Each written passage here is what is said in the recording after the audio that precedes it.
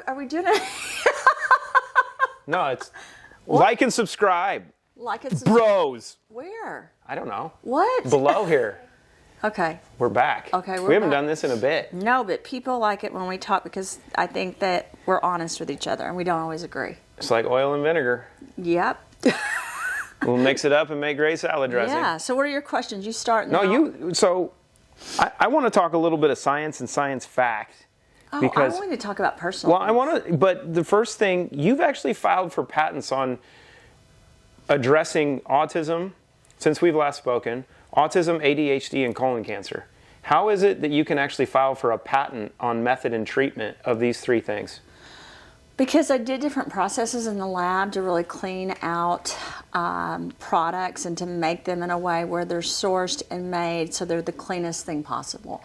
I can't say that everything we make is completely clean because there's so many toxins, but I would say it's pretty much mycotoxin free, which is unusual, and the processes that I patented and trademarked show that no one else has done that before, or else we wouldn't have patents on it and we wouldn't have trademarks. So, and you're using clinical case studies that have already been proven to show outcomes. Yes, because we did patents. Case studies and patient registries in 80 countries. We're gathering those all the time. Yeah. And now we're getting ready to go into clinics, even more clinics, and really focus on that this year with DRC Ventures partnering with Root. So the Make America Healthy Again movement really only needs to pay attention to what you've done because most of it's already solved then. I don't think like that. I think that we are one of the key pieces to that movement, is what I think. And I think that we've worked really hard to do that, but I think there's other scientists and business players at the table that will really make America healthier as well as the rest of the world. I think the way we're different, though, Clay, is being able to have patents and trademarks on multiple things and gathering case studies and patient registries is a unique thing for a nutraceutical company to have. But I think the combination of you coming from a veterinarian practice, me coming from biotech and pharma, and working with different aspects of the governments in so many countries made both of us understand we have to collect data and we have to have analytics and we have to increasingly every day increase our game. Like a lot of people will launch companies to sell a shake or a green smoothie or a vitamin, but they're just putting stuff together in a lab and they're not caring where it's sourced, they're not caring about GMOs. The people selling it aren't even asking the company, and if they ask, are they even telling them the truth? Like, I think we continuously hold ourselves accountable, which costs a lot of money and a lot of time, but I think human beings deserve to put really good things in their bodies. And, you know, people complain about McDonald's, but there's nutraceutical companies out there that are putting things in people's bodies worse, that are not good for them. And I think it's something we don't talk about at all. It kind of drives me crazy because I hear all this criticism about the pharmaceutical companies. And you know, every time I say, yeah, but they've saved people's lives, there's positives and negatives. But I think overall the pharmaceutical helps people. There's, of course, in every organization or any area of life, there's negative things that can happen. And there's people that all they care about is money and greed and power, right? Yep. But that applies to nutraceuticals as well. You just have to hold yourself accountable. And for me, and I know this isn't a religious conversation, but it's constantly praying, constantly asking for forgiveness and asking for help from God for me to be a better person and a better scientist, a better mother, a better wife, a better everything, so that we can produce things sincerely that are helping humanity and not just say it. I wouldn't do this just to make money. Like, this is something where we really need to help make America healthy again. We are one of the most unhealthy countries in the world. Isn't that crazy? Yeah. That we're so advanced, yet we're the most toxic. We are. And I feel like it becomes, whether it's pharmaceutical or nutraceutical or healthcare, of course you have to make money to make it, right? But you really have to, here's how I feel. You have to, as a business person, as much as a doctor, care what people are putting in their bodies and not just say it, but really care. So if something goes wrong with the product, for example, you got to pull it, which we've done before, or you got to change it out, or you got to make it better. And that's what we're committed to. And I think that's one of the reasons I love you. I love the people I work with, because we're all committed to that. And there's no compromise in quality. No, and that costs money. The testing costs money. The clinical trials, we're getting ready to go into stuff with the mitochondria. And, you know, we're having Herman at the clinics do... Herman the German? Herman the German is doing Let's studies. Go. I was on with some of their doctors yesterday, and they're super excited. And they're rolling that out they have thousands and thousands, like 200,000 customers and patients, actually. There we go. Yeah. Okay. Now the fun stuff. Okay. Where do we want to start? You go first. Well, so I always have people ask me, how does it work when you guys are so different? And that, it's interesting. Eric will be here, so Eric will have to tell the story. I'm going to look at my phone, which I shouldn't do on a podcast. Eric will look at the scenario, from a lens that many people would have wanted to see, because what we talk about is actually truth. Yeah, Eric. Because he was actually there for it. There's witnesses. There's witnesses, but your story and my story are completely different. We've addressed it on the podcast. Because mine's accurate and yours is accurate, and that's the beautiful part of two perspectives. Well, here's what I think. Yeah, we have different opinions and different perspectives, but neither one of us are wrong. And I think that's a lesson for everyone in a relationship, whether it's personal or professional. And this is where I always come from, and you know this. I always say, I know how I feel, but how do they feel? And I know I drive you crazy, but it's how I think. Like, I know how I feel about the situation, but how did they feel about it? And I think that comes from being raised in the home I was raised in, just constantly making sure everyone's okay. Mm-hmm.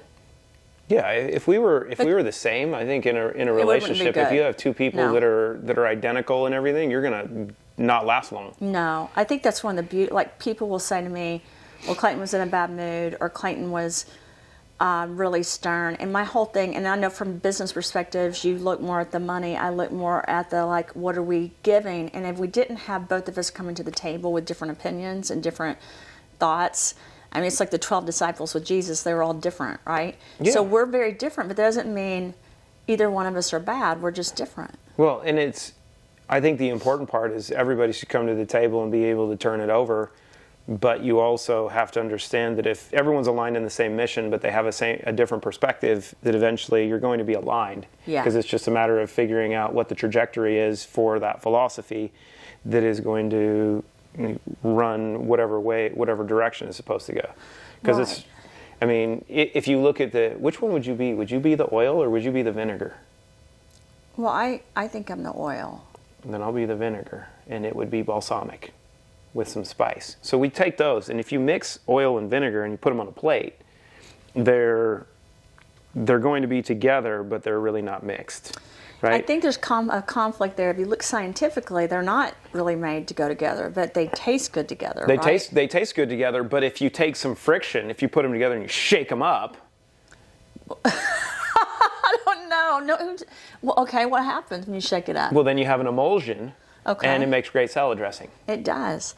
During that process, it may not be comfortable, because I've said this all the time. I really never had the amount of stress or the amount of conflict until I met you, to be honest. Yeah, but I'll use the example of what His Highness was going over with me when we were last in the UAE. I don't mean that negatively. No, I don't mean it negatively either. Because anytime you go through conflict, you become a stronger, better person. I think one of the things I talk about all the time, that we both talk about, is God put us here to learn lessons, and it's not going to be easy, right? Well, and we don't live in God's country right now in this country, right? And I think that's the hard part of traveling, being in different places, and having literal royalty in different countries sit down with me and go, your country was hijacked on September 11th, and your country's controlled by people that are satanic.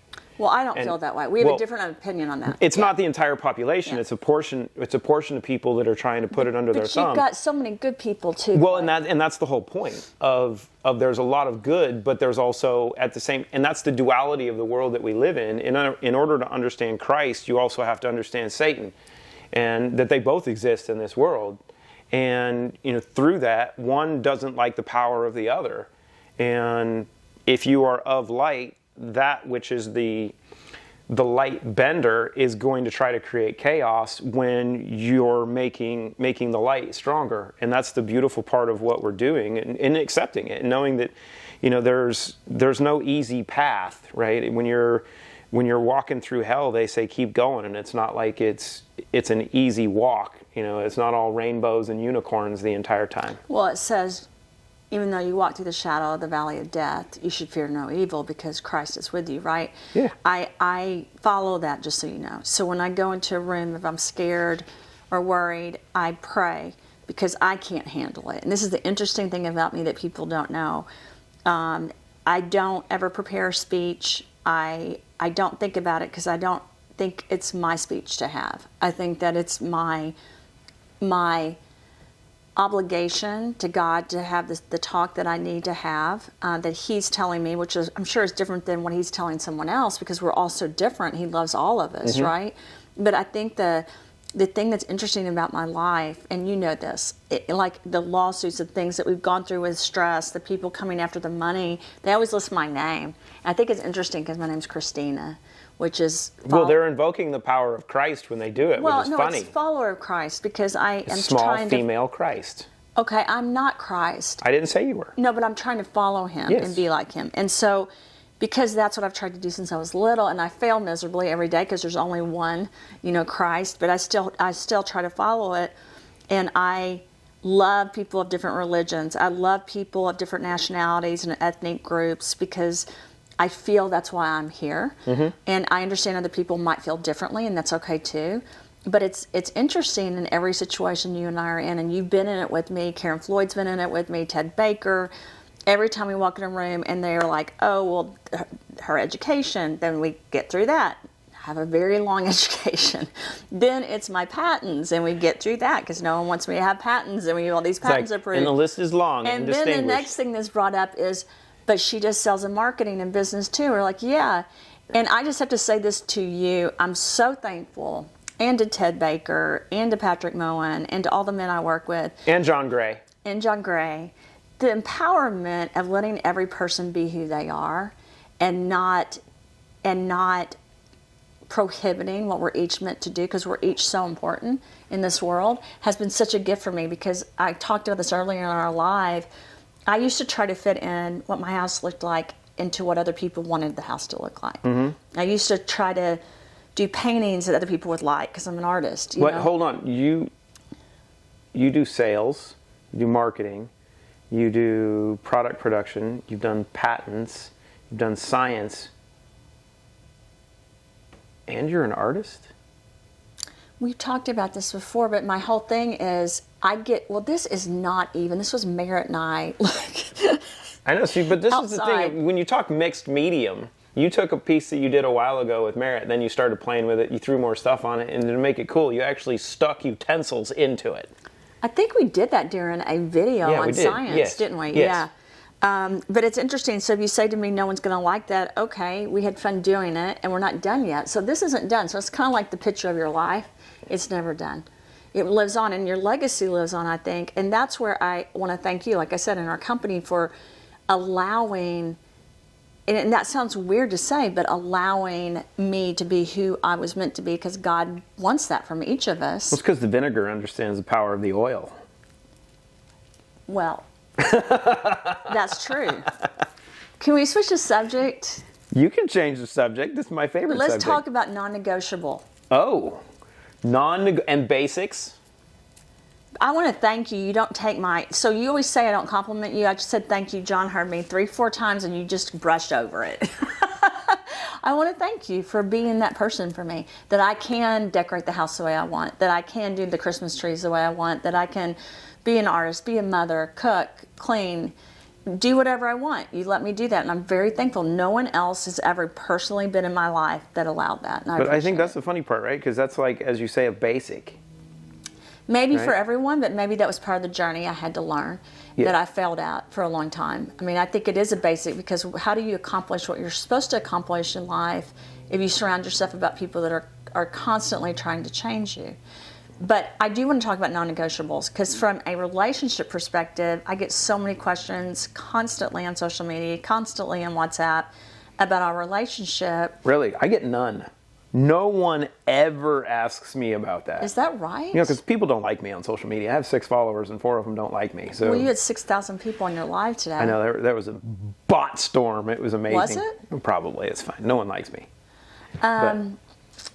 Well, we're starting to, you were supposed to be on mine. We're supposed to be doing We were doing them together. Okay. So let's talk about non-negotiables.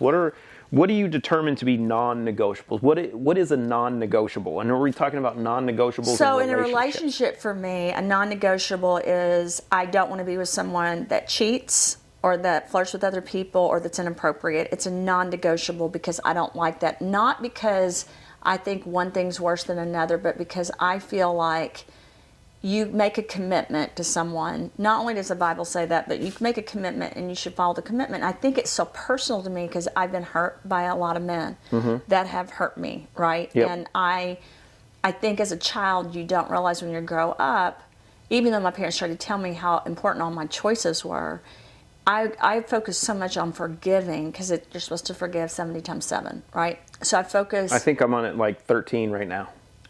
You're on like. I can forgive anything, and that's probably one of my flaws. You know I can. No, it's not true. Okay. Because you have non-negotiables. But it hurts. That's what I was going to say. Joy Smallwood is the one that taught me this. If you have a non-negotiable That's in it. a relationship, that's it. And if the person you're with understands that, just like another non-negotiable that we talked about is that you haven't followed through with, and I'm sure I haven't followed through. You don't give me non-negotiables. That's right, because everything's negotiable. Is it? No.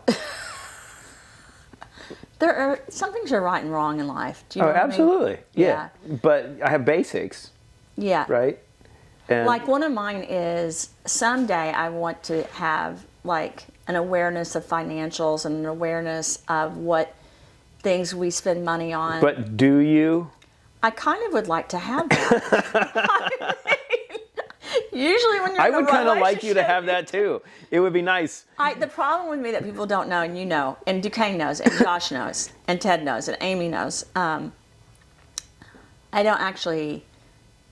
Pay attention. Money is not my focus in life. You're the Which quintessential explanation of money being liquid, and it's supposed to flow. I just feel like it should be there to be given away. You know how I am. Your social media just blew up with handout questions. Okay, but you know Everybody's like, "Hey, will you send me some?" that already happens. That's so true. You know that's what makes me happy. Well, we built an I'm entire. asking, do you know that? Yeah, we built an entire business model on it. I mean, that was the principle, the foundational principle behind what we did when we were creating Root was we have to give away money, and we have to give away a lot of money. You know, and it wasn't of, oh, how can we make this look good and we still get to keep a lot? It was, Well, no, part this of that's is holding myself accountable. I don't know if you know that. Yeah. Like, I understand that I've fallen before. I've been in a situation where I questioned why I was doing what I was doing. And actually, you should never question God. And, you know, I have before because I have always repetitively been put into situations of successful business ventures in my life. Yeah. From the time I Oh, started. we got more to come. Yeah, this time I started working. So, like, I put stuff in place so that I never forget that it's not mine, that it's for a purpose for the world. Because I do like nice things. I like pretty things. I like beautiful things. I like food. I like travel. Actually, travel's not the same for me anymore because I've worked too much. I don't. Yeah. If I could not Flying get on more a than plane for a pilots fly. year, Yeah. do you think that'll ever happen? Like 1 year I don't fly? No. Okay. Because we can't drive in Mexico. And Well, so I think that has been a learning lesson for both of us because you're really, honestly, you have a gift at money. You're an entrepreneur. You're a typical successful entrepreneur, which are people that are risk takers. And we all know I'm not as much of a risk taker. you're calculated. I'm calculated strategy. Yes. And I've always been that way. So I'm not, the short-term win for me is never what I'm looking at. But I love that you understand we have to have the short-term wins to get to the long-term goal, right? Yeah. And I think that's one of the reasons we work well together because we're so different. We have such a different approach. I'm looking at day-to-day fundamentally, how do we operate? How do we handle a company? How do we legally, financially run things the right way? But you also have to work with a long-term vision, right? And I think the one thing that we both have is more of a Chinese approach, right? That we're not like you were talking about a lot of companies, and if we look at supplements and stuff on social media now, people are just trying to make money fast, right? And they try to make a quick hit, make some money, and call it good, and not care about long-term consequences or. That's why this year I wasn't happy. Like, not that I'm supposed to be happy all the time, But it was way too much work for me this year. Yeah, I don't disagree, and that's the key with stress. Yeah, my stress level, not being able to see my children, not being able to see my family, not being able to see. I haven't seen like the Archies, and I don't see our friends, the Pullmans. I'm not around them because I am always working. Yep. And to me, that balance, and I blame myself. I don't blame anyone else. If I'm really honest, because Duquesne always says to me, "That's on you, Mom, because you don't start working." And I remember when I got in the doctorate program for psychology, and I had to go through counseling through that whole program, and they kept going back to, you have a problem, you have an addiction to work, you channel your energy into work, but you don't have the balance. Like, that was my thing. And they said I was almost manic, that I worked at a speed that was so fast that I couldn't acknowledge that people can't keep up with it, because my brain was a little different. And that still exists. But I know it, and my kids remind me, you remind me, people in the office sometimes remind me. But my whole thing is, I do know it's a sin to put anything, or wrong to put anything above what you're really supposed to be following, right? Which for me... But you justify that because the work you're doing is for the mission and purpose. I justify it, but that doesn't mean I have an excuse for the fact that you have to take care of this body and your person mentally, emotionally, and physically, or you can't go to the next level to help more people. And that's something I failed at this year. So I've acknowledged that, like, my journals and everything, I'm writing about it, how wrong it is. So, I mean, not for anyone else but me, because no one else is responsible for my life but me. Here's a quick take. We actually talk about this quite a bit, right? Because you say no one will give me a break. You have to take it. Yes. I know, you tell me. It's the operative word. You have to take a break. Well, you aren't the perfect partner for me in that area. Because you never stop working. Because you don't. Clay, when we go to dinner, you stay on your phone and you watch videos, or you watch your little you watch social media and you read emails. Like, we're in the meeting with Ted yesterday, and you're like this while we're talking about a manufacturing business plan. This. Yes, and Ted finally was like, Clayton, can you put your phone down and talk to us? I was multitasking. You weren't multitasking because you weren't in the conversation with us. Well, that might be true too. But I was still multitasking. I think women might be better at that. Yeah, just a little bit. We're made Guys different. can do one thing at once. I know people don't like it when I say that. People keep getting on to me for saying men and women are different, but I still think they're absolutely different. Men can't multitask. We're not made that way. Well, some men are better at it than others. Yeah, but we learn a little bit, but still we don't multitask very well. I mean, women, your brains are built on multitasking. Yeah, but here's a newsflash for everyone, and this is me speaking as a scientist and a psychologist. You can reach a point where your brain is in overdrive and you cannot multitask anymore. That's a fact. Well, it's like having your computer, right? Because we're a biological computer. So if you have 100 windows open on your computer, it's not going to run as effectively as if you had 5. Yeah. Right? So it's just the same thing. It's like learn how to either finish a task or put a task aside, because you say I'm task oriented. Because you always say I need to finish my task. Because I have to close a window. You have a list of tasks. I have a list. Always have a list of things that have to be done. The reason I'm saying that is, in a relationship, you don't just talk about what you accomplished that day, the task, what you succeeded at, what you failed at. You also talk about feelings. Like, how do you feel about that? How do you feel? Like, we don't have those conversations because... Not often, because we're constantly working. Well, let's talk about it. Okay. How do you feel about the fact that we worked this much this year? It drives me nuts. Really? It's actually, oh yeah, I hate it. Really? Yeah. What? Yeah, because I want to be able to take a break. I want to go to the farm. I want to go to the lake and spend time with you and have you enjoy yourself. Because the one secret that you refuse to accept is the more you relax, the more productive you are. No, I already know that. And it's a matter of understanding sports physiology, right? That a relaxed muscle is a fast muscle. So when I look at these things, I look at it, of knowing that if you're stressed, I'm stressed because I'm a mirror, right? I'm a reflection. Saying that I am, because I'm a reflection. All of us, we're a reflection of our environment. So scientifically, our cells talk, right? Yeah, but I still don't agree with that. You can, because I can walk in a room where everyone's like not happy, and maybe they don't have the same goals or mission or think the way I think. But I walk in, and I still am me. They don't change who I am. No, it'll never change who you are, but you're going to respond to the environment. It's You Joy, "Come and here." of course You she know, made him Joy's like, wearing a upset. hat. So, oh, yes, it's okay. You're such a good sentry dog. She wanted to make her debut. She was off camera. Well, the next time we do a podcast, I want to talk about our favorite countries and why. We just talked about feelings, Joy. Yeah, so... And he has not been happy this year that we've worked so much. It makes him really upset. I didn't know that. Yeah. Because you never asked me. I ask you all the time how you feel, Clay, because I'm a psychologist. I know, of course but sometimes I have to make sure that I answer so you feel good, because if I answer it incorrectly, then... That's not how it works. When But someone asks isn't you it- how you feel, they really want to know. Yeah. Typically, Typically, you think I don't want to know? I think you do. Yeah. Yeah. If you love someone, you want to know how they feel. Yes. It's not just what they accomplish, it's how they feel as a person, because that's a journey you're on together. Yes. Well, Yeah. and that's the important part of being different. Yeah. Of being able to be different and know that you're going to have different feelings, different perspectives. The same thing is going to rub two people different ways. Yeah.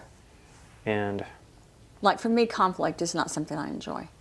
I don't think anyone really enjoys. Well, that's not true. That's I not think some true. people do. I remember when we did this analysis as psychologists, we were looking into female CEOs, and female CEOs, like up to 70%, are done after the first year because they hate conflict financially, Because they or get legally sued. because they get sued. They get sued. Yeah, and a lot of usually it's men that sue them because they're in that position Because and they want to men control. are weaker and they fear But it. men don't actually. This is what's interesting to me. If you look at the personality traits of men that are entrepreneurs or really good CEOs, they don't mind that. Now, money people mind it because they're just for money, but you're really true entrepreneurs and major CEOs, they don't mind it because they're really good at sports usually.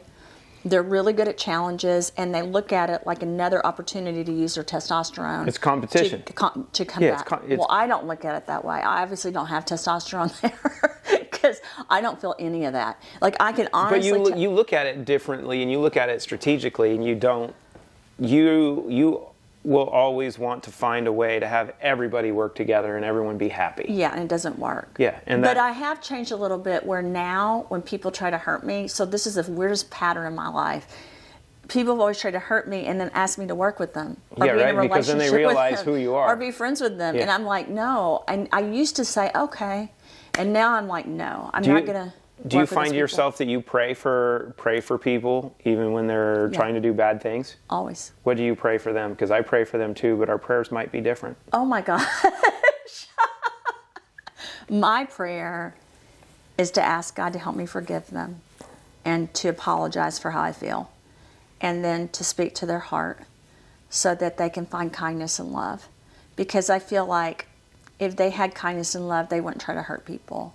I just feel like anyone that's out there trying to really hurt people for self-gain or to make money or to have more power, just unfortunately there's people that just enjoy all of that, right? Yeah, because you have to pray for their souls, because I can't imagine being that person and having to live and be that kind of individual that doesn't care.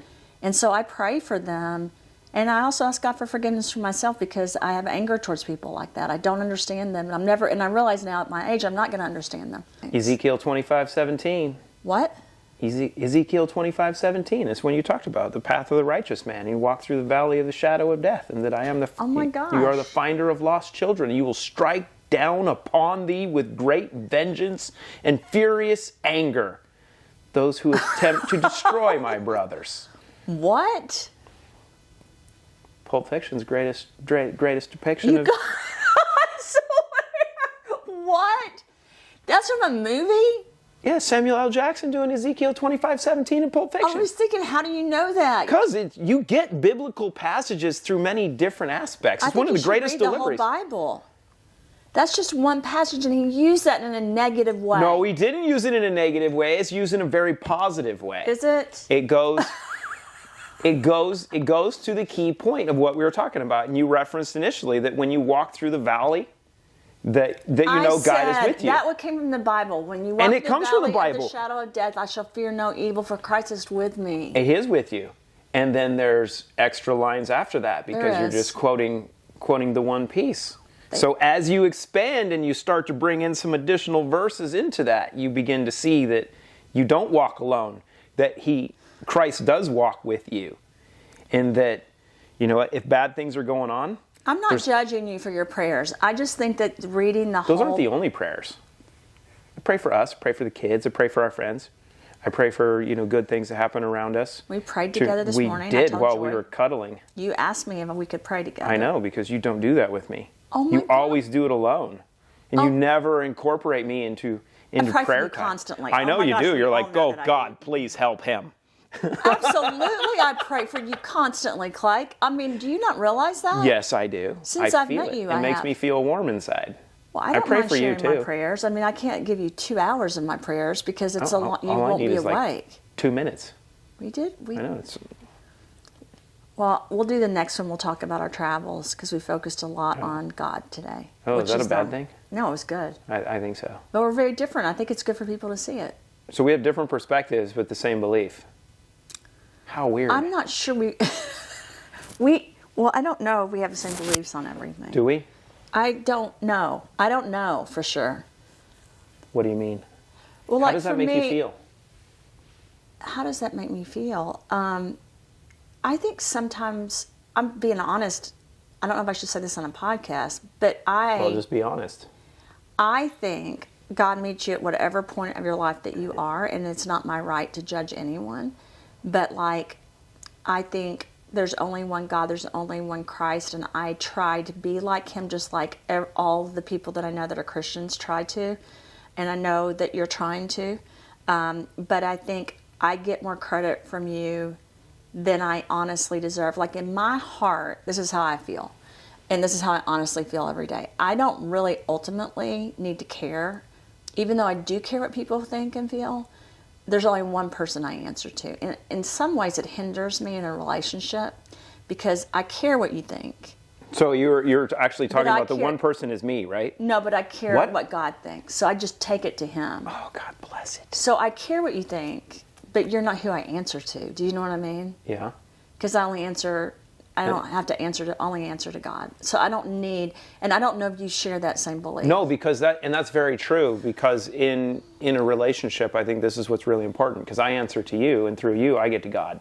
So I have to. But the Bible says you direct my can only message. get through God through Jesus Christ. The reason my mother named me Christina is my dad was Stephen Christopher, biblical name. Yep. Like my sister's Mary Margaret. There's a theme here. My brother's Christopher, right? Yep.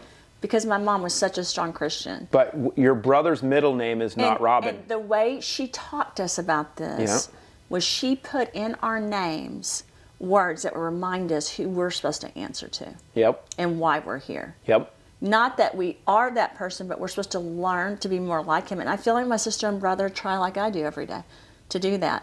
Because my mother brought us up to remember that. Do you know what I mean? Mm-hmm. But you say things that for Christians could be considered blasphemy because everyone that listens to me and knows me, let's Okay. take everyone that's close to me, Yep. my closest friends, closest family, everyone knows I'm not Christ. Yes. They know I try to love people. Like if you ask my mom and dad, they would say, Christina, But your you goal, know what they say. They know how much I love Our people. goal and our purpose is to be what? It's a hyphenated To term. be Christ-like. Yes. Yeah. We're supposed to always be Christ-like. Yes. So- Maybe that's how you're saying it, but your delivery is a little bit different. Oh, so you don't like my tone, but I'm It's right. a delivery, but maybe this is good. We can watch this on the podcast. And it's the way you say it. It makes people think Yes. that you think, because I'm not Christ. So people think that I think something that I don't think, But even if though I'm they're the- thinking. if I'm Is the goal to make people think then? No, but if I'm the messenger that leads you to understand Christ better, then I'm living the right way. But I'm going to fail you is the problem. Because you can't, a human being will always let you down because they're not Christ. Correct. Right. But if So you have that's the a lot same of mission, pressure for me because But- I'm going to fail. Do you know what I mean? yeah, but that's the thing. You go, I go. But if you're really centered on Christ, that's not how we think. But what does Christ-like mean to you? If you were to pick a couple words, how would you define Christ? Being Christ-like. Unconditional love and forgiveness for the world. Okay. Yeah, for each person. Unconditional, which I'm not capable of. It's true. I try, but I get angry. And I mean, Jesus got angry in the Bible, but I mean, I get angry. Like I have anger. Yeah. And then I don't feel jealousy. You know that. I Yep. don't have that emotion. I don't understand it really. He left that out of my journey because I don't have that. But I have anger. You haven't. You I have don't have sadness. jealousy. You have the FU gene. I do now because it's no, I don't say that, but in my mind I'm like, this is not my focus. I don't want to try to make someone happy that has bad intentions, right? My focus has to be on one thing, and I can't try to please someone that doesn't have the right focus or mission in life. Yep. That was wrong of me that I did that for so many years. Like I can't fall on the sword for someone that is all about power or money or greed and hatred. I can't make those people happy. I'm never going to because I don't believe like that. I don't think like that. But that took me a long time to learn. So if you looked at me, you met me in my We're going on 10 years. in my 40s, and I was still trying to make bad people happy. I'm looking back and thinking, what was I doing? I had business partners that treated me horrible. I put $5 million into a company, and I was a slave to work, trying to make them happy when they were going out, being with women, doing drugs, doing all this stuff, and I was trying And to actually working against you. Yeah, trying to make them happy. And now I look back, that wasn't their fault, that was my fault. Because if I would have really centered my life, again, on Christ, I would never have tried to make those kind of people happy because I'm not going to succeed. I don't do the things they do. And you can never make someone else happy. No, they have to make their own life happy. They have to make their own choices. Yeah. Remember that. I can't make you happy. You have to be happy without me. But I'm not. I'm only happy Well, with you. You have to be. With you, without you. You have to With you, without you. But you understand that your life is so valuable, Clay, that you have to be happy. Even if something happens to me, you have to be happy. You go, I go. No. No, we know that. That's how it goes. Do we know that? No. Yes, we do. So I have another. So here's the thing. So let me ask a question. Yes. If that's a real belief, Yeah. then Duquesne, who's Yes. getting ready to get married, Yeah. would have the same belief, and I would never want my child to have that belief. No, I don't know if people have the level of understanding in their relationship and mission and purpose, and everyone's not given the same path, right? And I think that's the important part for us because of what we're doing, how we do it, and what I know my path is. So I say that and I mean it because I know why I'm here. Like when we first met, you said, I've done this 9 times before. This is my last time, right? And I know that because we've done this before. No, I don't know that I've been here 9 times before. I know, but Well, you just said Dr. Todd I does. swear. Dr. Todd does.